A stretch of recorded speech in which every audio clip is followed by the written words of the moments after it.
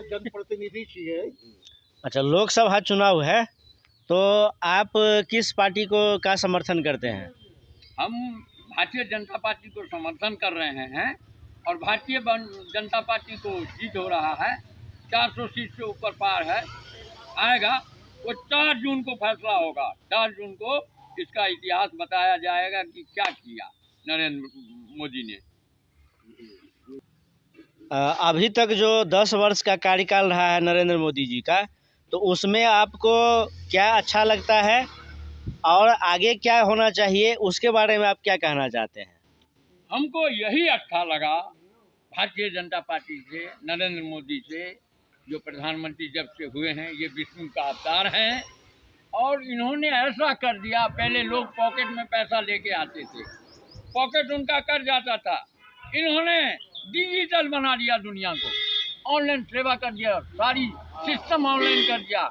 हमारा बच्चा पढ़ रहा है, हम गरीब हैं, हमें घूस देने के लिए वहाँ पैसा नहीं है, हमारा बच्चा को नौकरी नहीं होगा, पढ़ने में शिक्षित है। लेकिन मोदी जी ने डिजिटल किया। आपका बच्चा अगर पढ़ लिया, लिख लिया, अगर वो योग्य है तो 1 रुपये का घूस नहीं लिया जाएगा। इसीलिए नरेंद्र भाई मोदी को हम लोग जय जयकार करके भाई फिर प्रधानमंत्री चॉइस करेंगे।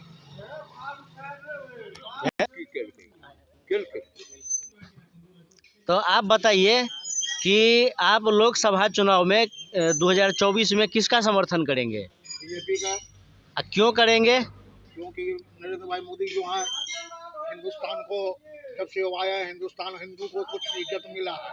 इससे पहले जो भी पार्टी था, हिंदू को नामो निशान नहीं था। 500 बरस तक राम मंदिर बाहर में बैठे हुए थे। 500 साल के बाद में अपना जगह में, अपना घर में वापस आए। ये सबसे हम लोग बहुत खुशी हैं। किंतु एक बात का तकलीफ भी है कि हमारे जो नेता हैं उनको जमीन से जुड़े रहना चाहिए। लोकसभा इलेक्शन हुआ, हमारे जो रामप्रीत मंडल नेता है एमपी वो कभी हमारे क्षेत्र में कभी भी नहीं आए, किसी से जनसंपर्क नहीं किए और किसी से बात नहीं सुने, कभी नहीं आए। यही तकलीफ हम लोग का है। दूसरा में ये भी कहना है कि इतना ठीक है, गरीब को उठा रहे हैं, कोई बात नहीं है, लेकिन खाली दलित में गरीब नहीं ना है, ब्राह्मणों राजपूत में भी गरीब है ना, तो उनको भी तो मिलना चाहिए। ब्राह्मणों राजपूत बहुत गरीब है।